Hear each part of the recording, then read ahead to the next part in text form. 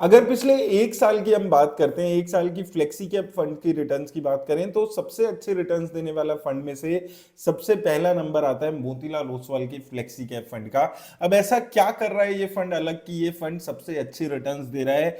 इसके साथ साथ कितनी अच्छी रिटर्न्स रही है इस फंड की ये भी हम देखेंगे। लॉन्ग टर्म में क्या ये फंड अच्छी बेंचमार्क को अपने बीट कर पाए या नहीं कर पाए, सारे पैरामीटर्स में इस फंड के बारे में हम डिस्कशन करने वाले हैं। तो Motilal Oswal flexi cap fund की अगर हम बात करते हैं, अभी अगर आप देखेंगे इसकी एसेट अंडर मैनेजमेंट लगभग 12,500 करोड़ के आसपास का हो चुका है। एक्सपेंस रेशो 0.88% के है और लगभग 11 साल पुराने ये फंड है। अप्रैल 2014 में ये फंड यहां पर शुरू हुआ था। अगर हम बात करें इसकी मार्केट कैप एलोकेशन की तो मिड कैप कंपनीज में 46% पैसा लगा रहा है और लार्ज कैप कंपनी में ये फंड 52% पैसा लगाकर चल रहा है। तो ये सबसे बड़ा डिफरेंस यहां पर आ जाता है। अभी कुछ टाइम पहले मैंने पराग पारिक और कॉर्न फ्लेक्सी कैप फंड की बात की थी, वहां पर 70-80% पैसा लार्ज कैप कंपनीज में लग रहा था और कुछ पैसा 15-20% पैसा स्मॉल कैप और मिड कैप में लग रहा था। यहां पर ये मेजर डिफरेंस आ रहा है, लगभग 47% पैसा ये फंड मिड कैप कंपनीज में लगाकर चल रहा है। अब टेक्नोलॉजी, सर्विस, फाइनेंशियल और ऑटोमोबाइल सेक्टर में ये मेजरली अपना पैसा इन्वेस्ट कर रहा है।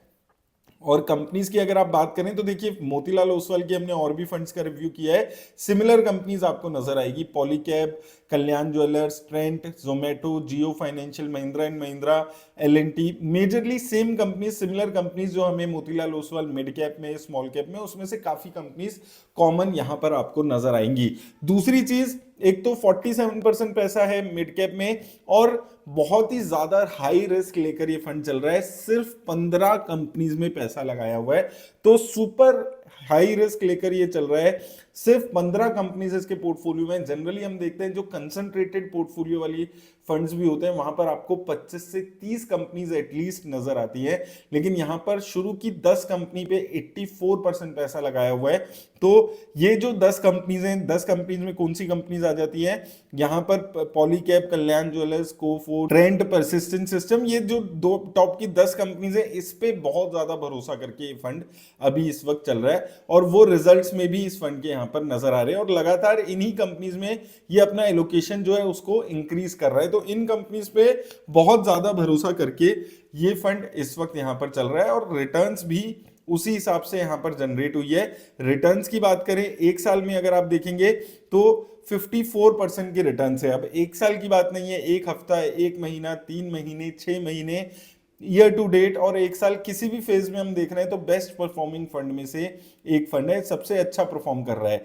2 साल में भी ये one of the best performing flexi cap fund है और 3 साल में भी अच्छी रिटर्न्स दे रहा है। लेकिन 5 साल में और 10 साल में अभी भी उतनी खास रिटर्न्स नहीं है। इसका मतलब है पिछले 1-2 सालों की ही रिटर्न्स हैं जो यहां पर इस फंड के पोर्टफोलियो में नजर आ रही है। तो इसलिए देखना जरूरी है कि क्या ये फंड रोलिंग रिटर्न्स के पीरियड में कंसिस्टेंटली अपने बेंचमार्क इंडेक्स को बीट कर पा रहा है या नहीं कर पा रहा है। तो उसके लिए यहां पर अगर हम देखेंगे, मैंने 3 साल का इनका रोलिंग रिटर्न्स का डेटा डाला है जिसमें बेंचमार्क से कंपैरिजन हो रहा है। तो देखिए 2014 से 2016-17 का पीरियड जो हुआ करता था उसमें भी ये फंड बहुत ही गजब की रिटर्न्स दिया करता था। 26% की इस फंड ने उस पीरियड में फेज में रिटर्न दी थी और बेंचमार्क इंडेक्स ने सिर्फ 11% की। तो काफी कॉम्प्रिहेंसिवली उस फेज में ये फंड बीट कर रहा था, यानी कि जब ये लॉन्च हुआ था उसके लगभग 3-4 महीने तक, 3-4 सालों तक इसने अच्छी खासी रिटर्न्स दी थी।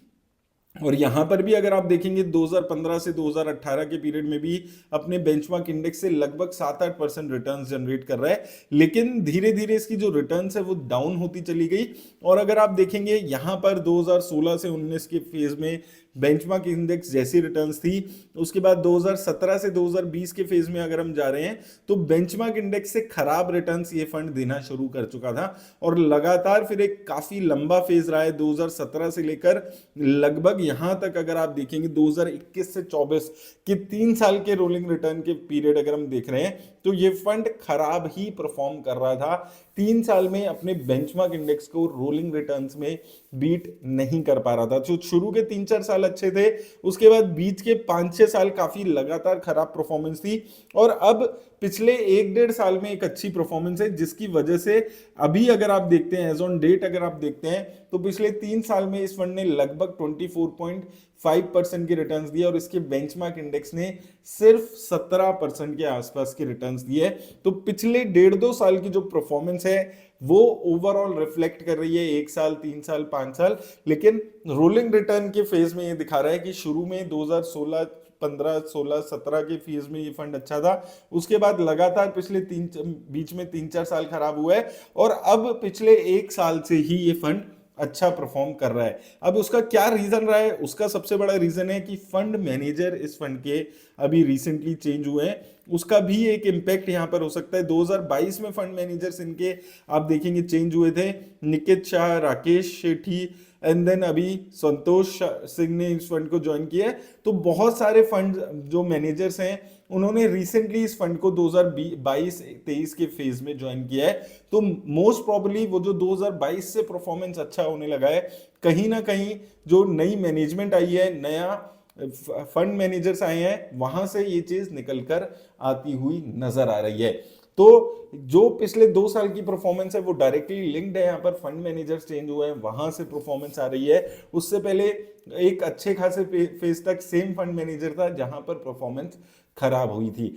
अब इस फंड में अगर आप इन्वेस्ट कर रहे हैं या करने के बारे में सोच रहे हैं तो याद रखिएगा, बहुत ही ज्यादा रिस्क लेने वाला फंड है। क्वांट जैसे फंड्स को भी आप भूल जाइए, बंधन जैसे फंड्स को, पीजीएम जैसे को, यहां पर एक अनोखा ही ज्यादा रिस्क लिया जा रहा है। एक तो मिड कैप कंपनीज में 50% पैसा लगाया जा रहा है और सिर्फ 15 कंपनीज पोर्टफोलियो में है।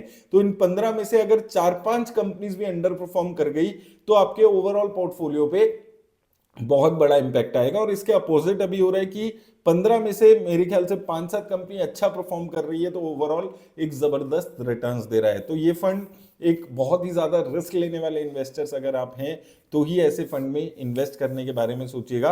लेकिन अभी डेफिनेटली जो नए फंड मैनेजर आए हैं वो इस फंड की परफॉर्मेंस को डिराइव करते हुए नजर आ रहे हैं। और सिर्फ ये फंड नहीं, मोतीलाल ओसवाल के और भी जितने भी फंड्स हैं वो ऐसा ही अंडर आउट परफॉर्मेंस दिखा रहे हैं। उम्मीद करता हूं आपको हेल्प मिलेगी वीडियो से। धन्यवाद।